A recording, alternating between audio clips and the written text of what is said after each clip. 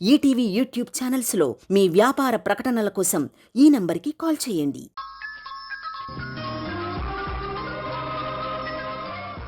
నీది చాలా గొప్ప మనసు. ఆపదలో ఉన్న మమ్మల్ని ఆదుకోవడానికి వచ్చిన దేవతలా కనిపిస్తున్నావు. నీకు ఆ దేవుడు తప్పకుండా మంచి చేస్తాడు. నేను నీకు చేసిన ద్రోహం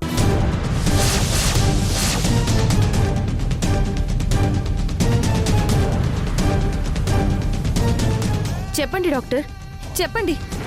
మీరు నాకు చేసిన ఆ తర్వాత ఏంటి? చెప్పండి డాక్టర్, చెప్పండి. తర్వాత ఏం లేదమ్మా, నువ్వు మాకు చేసిన మేలు మర్చిపోలేము అంటుంది, అంతే.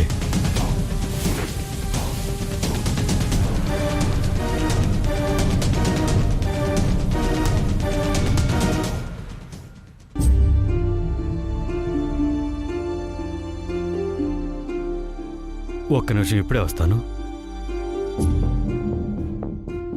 నాకు తెలుసండి, నిజం చెప్పడానికి మీరు భయపడుతున్నారు. ఏం చెప్పాలనుకుంటున్నావు రామా? సింధుకి నిజం చెప్పాలనుకుంటున్నానండి. నీకేమన్నా పిచ్చా? మనల్ని కాపాడిందండి, ఆ రుణం తీర్చుకోవాలి. తనకిద్దరు కవలలు పుట్టినట్టు ఒరిజినల్ సర్టిఫికేట్ హాస్పిటల్లో ఉంది. ఆ విషయం తనకి చెప్తే వెళ్ళి తెచ్చుకుంటుంది. సింధుకి ఇంతకంటే వేరే హెల్ప్ చేయలేం, అర్థం చేసుకోండి. జరగబోయేదేంటో నీకు అర్థం కాక ఎమోషనల్ అయిపోయి నిజం చెప్పేయాలనుకుంటున్నావు. ఏంటండి మీరనేది? ఆ దమయంతి ఎలాంటిదో ఆల్రెడీ మనకు తెలుసు. ఇప్పుడు సింధుకి మనం నిజం చెప్పి ఆమెతో ఇంకా శత్రుత్వం పెంచుకుందామా? అలా చేస్తే జనాలు కాదు, దమయంతే మనల్ని చంపేస్తుంది. అదీకాక మనం ఇప్పుడు సింధుతో ఆ పిల్లలు నీకు పుట్టిన పిల్లలే అని నిజం చెప్తే తన పిల్లల కోసం ఆ దమయంతితో గొడవకు దిగుతుంది. ఆ పనిలో బిజీ అయిపోతుంది, మనకు సహాయం చేయటం మర్చిపోతుంది. ముందు మనం సేఫ్ అవ్వాలి, ఆ తర్వాత సింధుకి నిజం చెప్పటం గురించి ఆలోచిద్దాం. ఇప్పుడు మాత్రం వద్దు.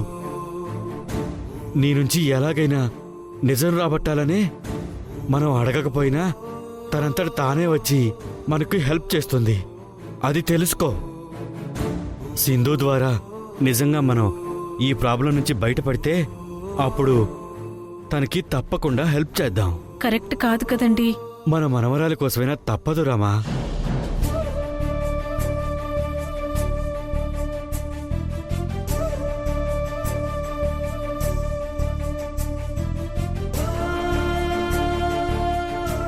సరేనండి.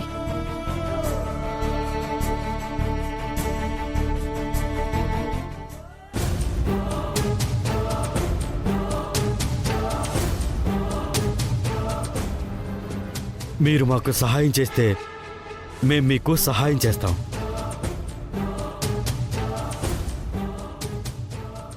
మీరు ఆపదలో ఉన్నారు, ఆదుకోవాలి అని అనుకున్నాను.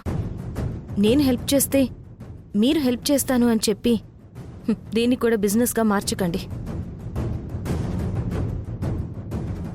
ఎదుట వాళ్ళకి మంచి చేస్తే నాకు మంచి జరుగుతుందని నమ్మే మనిషిని నేను. ప్రస్తుతానికి మీరిక్కడే ఉండండి, వీలు చూసుకుని మిమ్మల్ని వేరే ప్లేస్కి షిఫ్ట్ చేస్తాను. పోలీసులు కూడా మీ పార్ట్నర్తో కుమ్మక్కయ్యారనిపిస్తుంది. సో మీరు అసలు బయటికి వెళ్ళొద్దు. మీకు యాంటిసిపేటరీ బెయిల్ వచ్చేలా నేను చేస్తాను. దానికి కొంచెం టైం పడుతుంది. ఆ బెయిల్ వచ్చాక కోర్టులో జడ్జి గారి ముందు లొంగిపోదురు. అప్పుడు మీకు టెన్షన్ ఏమి ఉండదు. అప్పటిదాకా మీరు జాగ్రత్తగా ఉండండి. వస్తాను. ఓకే, జాగ్రత్త. తన పేరు సుధా అమ్మా. బాయ్ సుధా. బాయ్. వస్తాను.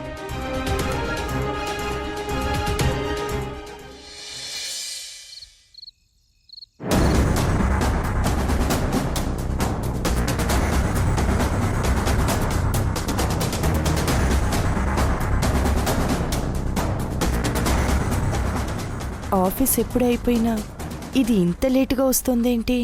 దీనికి ఏం పనున్నట్టు?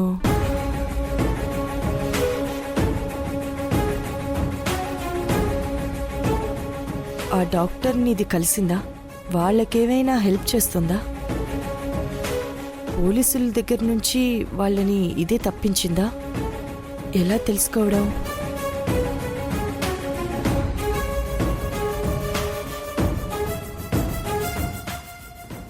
డాక్టర్ గారు చెప్పండి.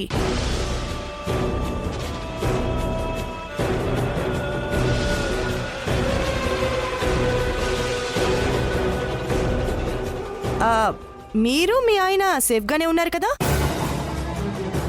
ఈవిడ వాళ్ళని పోలీసులకి పట్టించాలని చూసినా మళ్ళీ ఆ డాక్టర్ ఈవిడికి ఫోన్ చేసిందా? ఇది నా మాట విని ఇంత షాక్ అయ్యి ఆలోచిస్తుందంటే ఖచ్చితంగా డాక్టర్ గురించి దీనికి తెలిసే ఉంటుంది, వాళ్ళని కలిసే ఉంటుందనిపిస్తుంది. లేదు, ఇంత జరిగిన తర్వాత డాక్టర్ ఫోన్ చేసే అవకాశమే లేదు. ఈవిడే ఫేక్ కాల్ చేసి ఇంతకు ముందు నేను తన ముందు నటించినట్టే ఇప్పుడు నా ముందు ఆ డాక్టర్ని నేను కలిశానో లేదో అని తెలుసుకోవడానికి ఇంత ఓవరాక్షన్ చేస్తుంది. సరే సరే, మీరు అక్కడే అలాగే ఉండండి. మీ సమస్య త్వరలోనే తీరుస్తాను. మనం మళ్ళీ కలుద్దాం. ఉంటాను.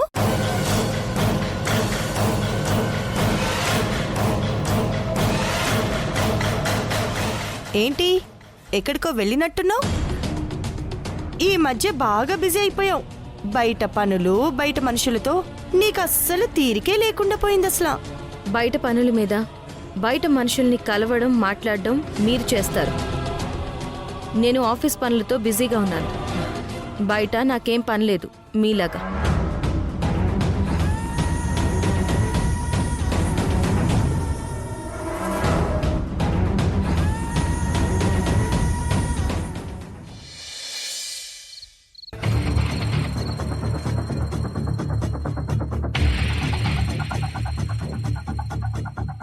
అల్లుడు గారు,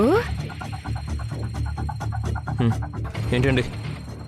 మీకోసం వేడివేడిగా జీడిపప్పు ఉప్మా తీసుకొచ్చుండాను.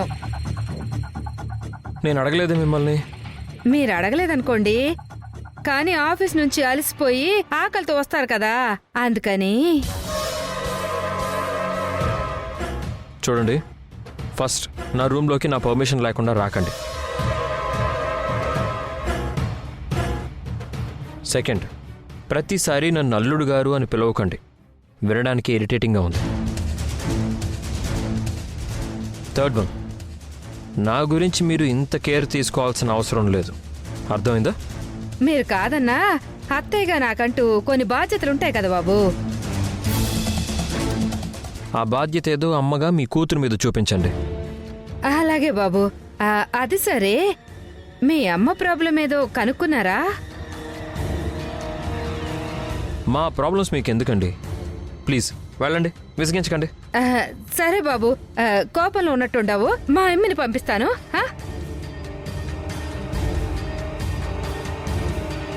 యష్, లోపలికి రావచ్చా?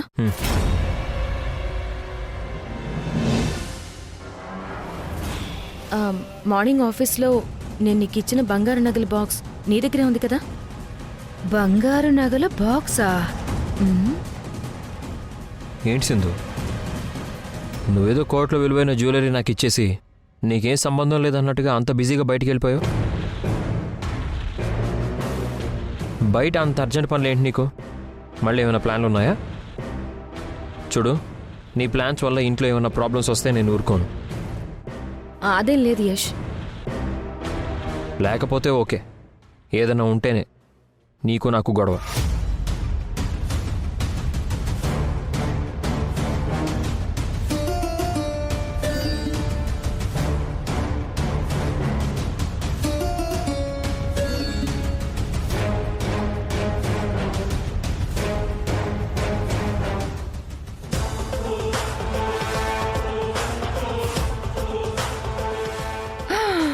అమ్మో అమ్మో అమ్మో, ఎన్ని నగలు! ఇందులో అన్ని నగలు ఉన్నాయో లేదో చూసుకో. అదేంటి యష్ అలా అన్నా? నేను నీ మీద అనుమానపడతానా? నీ గురించి అలాంటి అనుమానమే నాకుంటే అసలు ఈ బాక్స్ నీకు ఇచ్చేదాన్నే కాదు. థ్యాంక్స్, తీసుకో. ఈ బాక్స్ నా రూమ్లో ఎక్కడ పెట్టను? నేనే మీ ఇంట్లో ఉంటున్నాను, నీ దగ్గరే ఉంచి యష్. ఏదో కారణం ఉండబట్టే కదా మేడం నీకు ఈ బాక్స్ ఇచ్చారు. మళ్ళీ నా దగ్గరే ఉంచమంటావేంటి? నాకు అంటే మేడం అర్థం మనకి అని. మన అని మేడం అర్థం చేసుకున్నా నాకు ఇవ్వలేదుగా దాచిపెట్టమని, నీకే ఇచ్చారు. సో వీటి రెస్పాన్సిబిలిటీ నీదే కాబట్టి నువ్వే తీసుకోవాలి. నీ దగ్గర ఉండడమే బెటర్. ఆ, అది కరెక్టే కానీ నా రూమ్లో అంత సేఫ్ లాకర్ లేదు. అదే ప్రాబ్లం. అందుకే నీ దగ్గర ఉంచమంటున్నాను. నువ్వు కాదు కూడదు అంటే ప్రస్తుతానికి నీ రూమ్లోనే ఉండని. 2 రోజుల్లో బ్యాంక్ లాకర్ తీసుకుని ఈ నగలు ఆ లాకర్లో పెడతాను. ఓకే, నా మీద నీకు పూర్తి నమ్మకం ఉంది కదా. యష్, మన వ్యక్తిగత అభిప్రాయాలు ఎలా ఉన్నా ఓ బిజినెస్ పార్ట్నర్గా నేను పూర్తిగా నమ్ముతున్నాను. ఎందుకంటే వాస్తవ్ గారికి మీరు ఎంత హెల్ప్ చేశారో నాకు తెలుసు. మీకేదైనా ప్రాబ్లం అనేది పర్సనల్గా నాతోనే కానీ ఈ నగలతో కాదు కదా. సరే,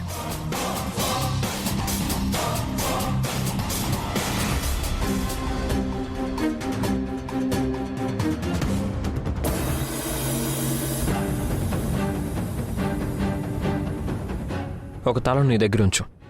యష్, నా దగ్గర ఎందుకు, నీ దగ్గరే ఉండని. తీసుకో సింధు.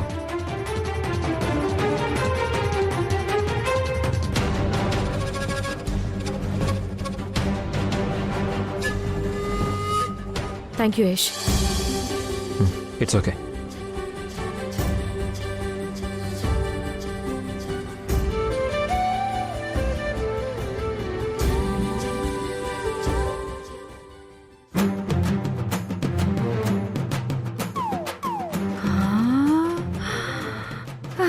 ఎన్ని నగలు! అమ్మే ఎంతో విలువైన నగలు, అమ్మి నిన్నే. ఎంతో విలువైన నగలు. ఆహా, ఏందమ్మి నగలు నగలు అంటా ఉండవు? అవి మామూలు నగలు కాదమ్మో. అమ్మి నేను నీతో మాట్లాడుతుండా, నీలో నువ్వే మాట్లాడుకుంటావేందమ్మే? నన్ను చూడిటో మా అమ్మికేదో నగల దెయ్యం పట్టినట్టుండది. నిన్ను ఏంటమ్మే అది? అసలు ఈ లోకంలో ఉండవామే? బంగారు లోకంలో ఉండానమ్మే. బంగారు లోకమా? అదేడుండది? మన ఇంట్లోనే ఉండదమ్మే. మన ఇంట్లోనా? అవునమ్మే. ఇందాక అల్లుడు గారి గదిలో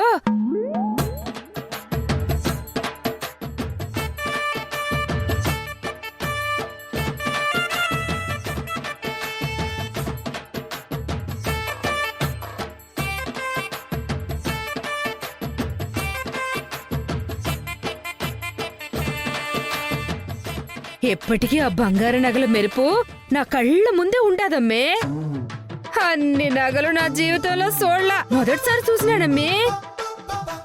చూసినావు సరే, ఇప్పుడేమంటావమ్మే? రాక రాక మనకి మంచి ఛాన్స్ వచ్చినదమ్మే. ఛాన్సా? ఏంటమ్మే అది? ఈ ఇంట్లో నువ్వు నేను నటిస్తూ ఇక్కడ కష్టాలు పడుతూ వీళ్ళందరితో మాటలు పడుతూ ఎందుకమ్మి ఉండాలా? అమ్మి, నేను నీకొకటి చెప్పా, అది నీకు నచ్చితే నువ్వు ఓకే అంటే మనం ఈ కష్టాల నుంచి ఈ ఇంటి నుండి బయటపడిపోయి జీవితాంతం రాయల్ గా లగ్జరీగా బతికేయచ్చమ్మే.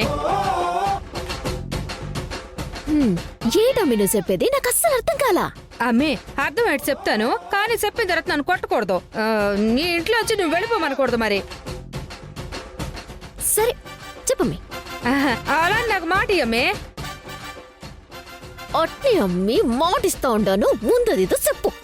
సింధు దగ్గర ఉన్న తాళాలు మనం కొట్టేసి యష్ రూమ్ లో ఉన్న లాకర్ తెరిచేసి ఆ నగలు బాక్స్ తో పారిపోయావనుకో, ఆ తర్వాత నగలు అమ్మేస్తే కోట్ల కోట్ల రూపాయలు మన సొంతం అవుతాయమ్మే. ఏమంటావు? ఏమంటానా?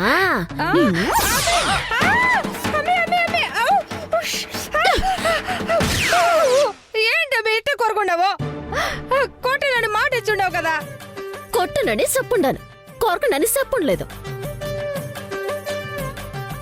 ఇన్నాళ్ళు నువ్వు ఇంట్లో చేసిన ఏదో పనులు సాలమ్మే. మళ్ళీ నువ్వు ఇట్లాంటి దొంగతనం చేసి యశబ్బి ముందు మా దావత్తం ముందు నీతో పాటుగా నన్ను దొంగను చేద్దాం అనుకుంటా ఉండవా? నిన్ను తిట్టను, ఇంట్లో నుంచి పంపించను, ఏకంగా నిన్ను సంపించను. ఇక నీ పీడ వదులుతాను. అంత పని చేయకమ్మే.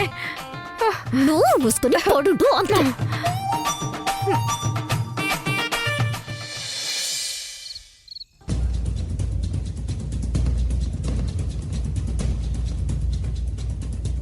నేను నీకు చేసిన ద్రోహం.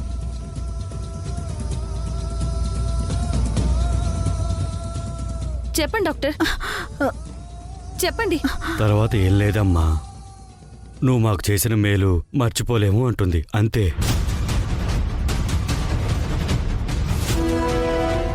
అనుమానమే లేదు, రిషి శశి నా పిల్లలే. అదే విషయం నాతో డాక్టర్ చెప్పబోతుంటే వాళ్ళ భర్త ఆమెను ఆపాడు. వాళ్ళకి హెల్ప్ చేసి ప్రాబ్లం నుంచి బయటపడేస్తే అప్పుడు పిల్లలకి సంబంధించిన నిజంతో పాటుగా ప్రూఫ్స్ కూడా ఇవ్వమని రిక్వెస్ట్ చేస్తాను. ఆ ఆధారాలతో అందరి నోళ్లు మోయించి పిల్లల్ని దక్కించుకుంటాను.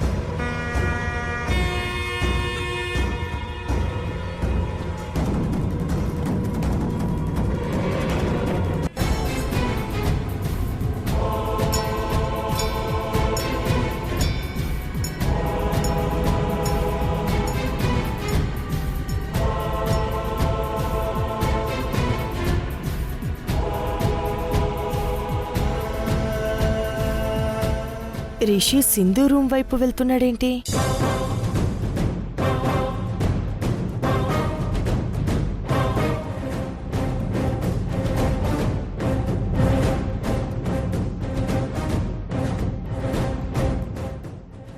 అమ్మా,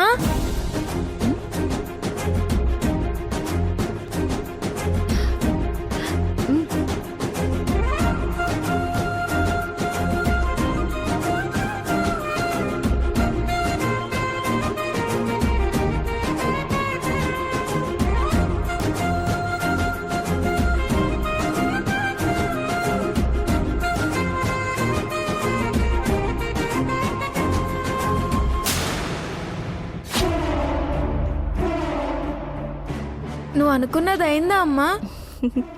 నా కొడుకు ఈ అమ్మకి హెల్ప్ చేస్తే ఆ పని అవ్వకుండా ఉంటుందా? అయింది రిషి.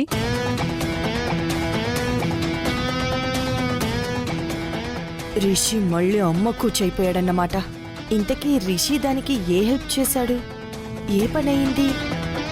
ఇంకొన్ని రోజుల్లో నా బాధ కష్టం అన్నీ తీరిపోతాయి రిషి.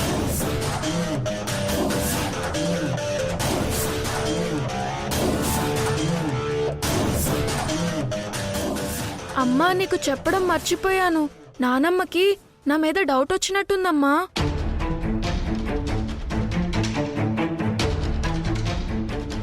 నేను శశితో మాట్లాడుతున్నప్పుడు నన్నెన్ని ప్రశ్నలేసిందో తెలుసా? సింధు ఏం సాధిస్తుంది, అది నీకెలా తెలుసు అంది.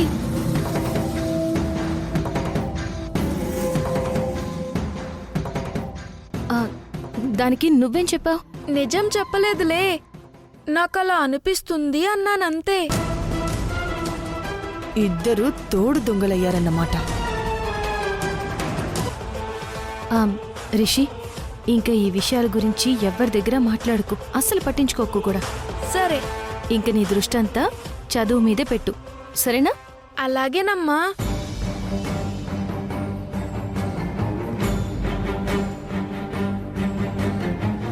అమ్మా, నువ్వు చెప్పినట్టే నేను ఎన్ఎస్ఎస్ లో జాయిన్ అయ్యాను. Very good. మరి శశి? శశి మనకి రివర్స్ కదా. నువ్వు చెప్పావని ఎన్ఎస్ఎస్ లో కాకుండా ఎన్సీసీలో జాయిన్ అయింది. సరే, వదిలేసి. నువ్వు మాత్రం ఒకరికి సహాయం చేసే అవకాశం వస్తే మాత్రం అస్సలు వదులుకోకు. ఎందుకంటే పక్కవారికి సాయం చేసే వాళ్ళకి ఆ దేవుడు ఎప్పుడూ సాయం చేస్తాడంట.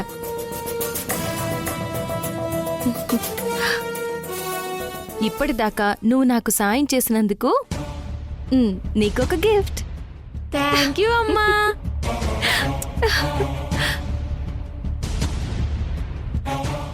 నవ్వుతున్నవ సింధు? నువ్వు ఏడిచే రోజు కూడా వస్తుంది, తొందరపడకు.